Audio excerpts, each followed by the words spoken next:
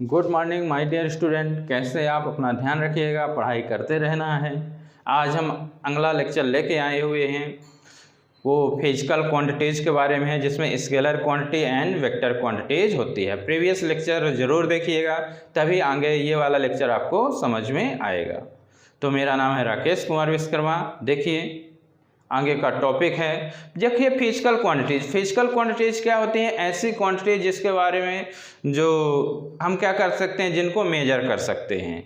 ऐसी क्वांटिटीज जिनका हम मेजर कर सकते हैं, किसी भी इंस्ट्रूमेंट के द्वारा, डिवाइस के द्वारा मेजर कर सकते हैं, तो उन क्वांटिटीज को हम क्या कहते हैं? Physical quantity. जैसे मास हो गया, डिस्टेंस मेजर कर सकते हैं, लेंथ मेजर कर सकते हैं, टाइम, ये सब क्या होता है, किसी न किसी डिवाइस इंस्ट्रूमेंट से क्या करते हैं? मेजर करते हैं। तो ये सब आपके क्या कहलाते हैं? फिजिकल क्वांटिटीज कहलाते हैं।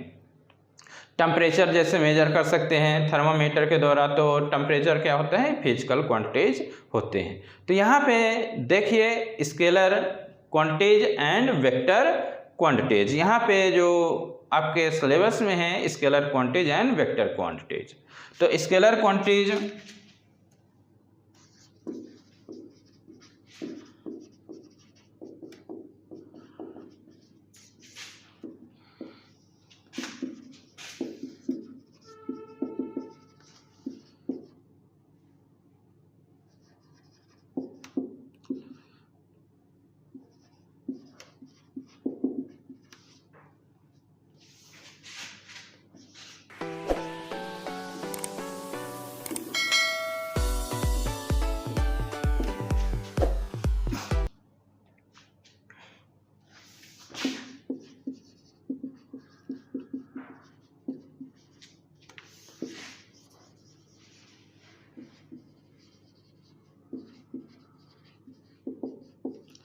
स्केलर क्वांटिटीज कैसी क्वांटिटीज होंगी? जिसमें केवल क्या होगा? मैग्नीट्यूड होगा। The physical quantities having only magnitude, केवल क्या हो? मैग्नीट्यूड हो, कोई भी डायरेक्शन नहीं होगा। तो इस प्रकार के क्वांटिटीज को हम क्या कहते हैं? Scalar quantities. स्केलर क्वांटिटीज जिसमें केवल क्या हो? मैग्नीट्यूड हो। अब मैग्नीट्यूड आखिर क्या होता है? जैसे आपने थर्मामीटर टेम्परेचर मेजर किया, मान लो 20 डिग्री सेल्सियस है। कितने डिग्री सेल्सियस? 20 degree Celsius. तो 20 जो होगा वो क्या कहला जाएगा? मैग्नीट्यूड कहलाएगा। 20 डिग्री सेल्सियस क्या कहला जाएगा? मैग्नीट्यूड। टेम्परेचर को डिनोट करने के लिए इधर कोई भी डायरेक्शन की जरूरत नहीं होती। मास है मास है, मास आपका 20 किलोग्राम हो गया, तो क्या हो गया? मैग्नीट्यूड हो गया। ये मैग्नीट्यूड होता है। तो इसके जो एग्जाम्पल होते हैं, एग्जाम्पल मास, टाइम, टेम्परेचर, डिस्टेंस, ये सब इसके क्या होते हैं? एग्जाम्पल होते हैं। मास है, मास, टाइम, टेम्परेचर, डिस्टेंस, यानी इसमें केवल क्या है? मैग्नीट्यूड है।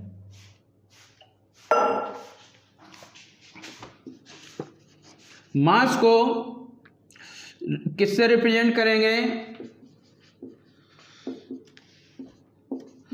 स्मॉल एम से। किससे? Small M. यानी कैसे रिप्रेजेंट किया जाता है? Simple English letter. टाइम है तो टी, स्मॉल टी कर सकते हैं। टेम्परेचर है इसको भी टी, और डिस्टेंस है तो स्मॉल टी। तो यदि आपका मास यदि 20 kg आ गया तो दो चीज़ें आ रही। 20 यानी कैसा हो गया? ये न्यूमेरिकल वैल्यू। क्या हो गया? Numerical value. और kg क्या हो गया? यूनिट हो गया। यानी कितने चीज़ों पे ये डिपेंड करेगा? यानी दो चीज़ों पे। क्या क्या होना चाहिए? न्यूमेरिकल वैल्यू और यूनिट। 20 आ गया और kg आ गया, तो दो चीज़ें पे, नहीं केवल दो चीज़ें हैं नहीं तब, यानी न्यूमेरिकल वैल्यू यूनिट है तो वो मैग्नीट्यूड को क्या करेगा? रिप्रेजेंट करेगा। यहाँ पे तीसरी चीज़ नहीं है, डायरेक्शन नहीं है। यानी यहाँ पे केवल क्या है? मैग्नीट्यूड है। ऐसी क्वांटिटीज जिसमें केवल क्या है? मैग्नीट्यूड है, डायरेक्शन नहीं है। तो इस प्रकार क्वांटिटीज को हम स्केलर क्वांटिटीज कहते हैं। जैसे मास है 20 kg हो गया तो न्यूमेरिकल वैल्यू 20 हो गया और kg यूनिट हो गया, यानी दो चीज़ें हैं। तो किसको रिप्रेजेंट करेगा? स्केलर क्वांटिटीज को रिप्रेजेंट। इसको सिंपल इंग्लिश लेटर से हम क्या कर सकते हैं? रिप्रेजेंट कर सकते हैं। और इसका जो एडिशन होता है स्केलर जो एडिशन होता है, सिंपल एडिशन हो जाता है, यानी जैसे आपका 20 kg हो गया, अगला 2 kg है तो सम कर दोगे तो 22 kg। तो सिंपल तरीके से इसका क्या होता है, एडिशन होता है। इसके बाद है vector quantities.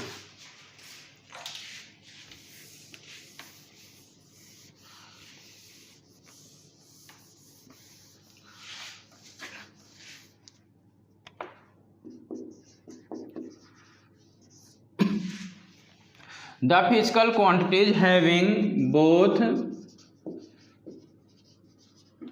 magnitude and direction are called vector quantities. Example: velocity, acceleration, force, momentum, etc.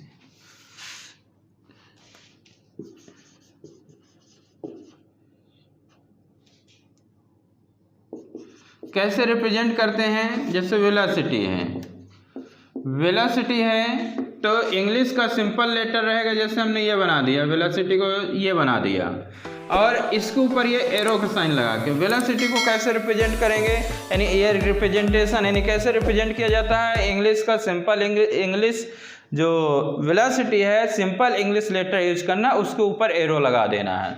यानी ये लाइन ऐसे हमने ड्रा कर दिया, ये मैग्नीट्यूड को बता देगा, ये लाइन ऐसे ड्रा किया मैग्नीट्यूड को, और ये इस प्रकार हमने लगा दिया तो ये एरो ये लग गया, तो ये क्या, डायरेक्शन को बताने लगेगा। मैग्नीट्यूड और डायरेक्शन कैसी क्वांटिटी आपकी, वेक्टर क्वांटिटीज। तो किस प्रकार रिप्रेजेंट किया जाता है, सिंपल इंग्लिश लेटर के ऊपर एरो का साइन लगा के। एसेलरेशन, एसेलरेशन है तो ए लिखोगे, एक ऊपर वेक्टर का साइन लगा दोगे। फोर्स, तो फोर्स में एफ और एफ के ऊपर वेक्टर का साइन। तो जब ये इसको हम वेक्टर का साइन कहेंगे, यानी ये एरो साइन लगा देंगे तो ये किसको रिप्रेजेंट करने लगेगा, आपको वेक्टर क्वांटिटीज को। तो वेक्टर क्वांटिटीज कैसी क्वांटिटीज होती हैं, जिसमें मैग्नीट्यूड और डायरेक्शन दोनों होते हैं, उसको हम क्या कहते हैं, वेक्टर क्वांटिटीज कहते हैं।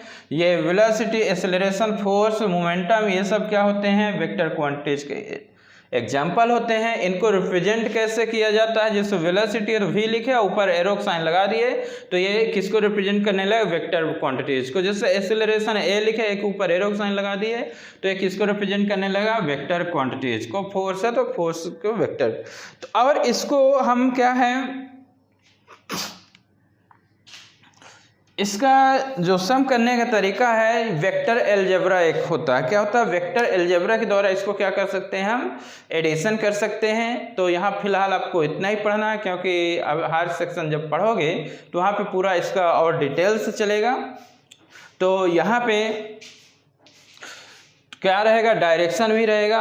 जैसे हम चल रहे हैं नॉर्थ की ओर, कितना चले हम, 2 मीटर पर सेकंड से नॉर्थ की ओर चले तो 2 मीटर पर सेकंड मैग्नीट्यूड हो गया। समझिए इसको थोड़ा सा और,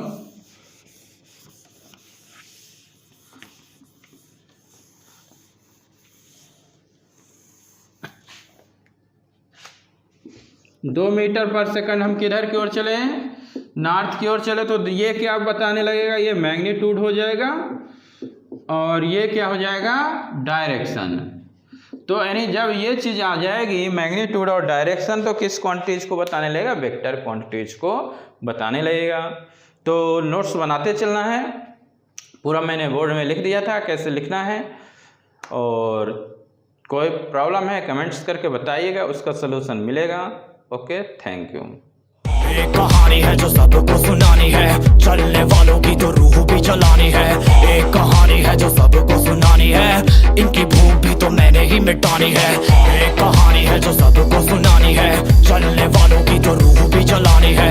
एक कहानी है जो सबको सुनानी है, इनकी भूख भी तो मैंने ही मिटानी है।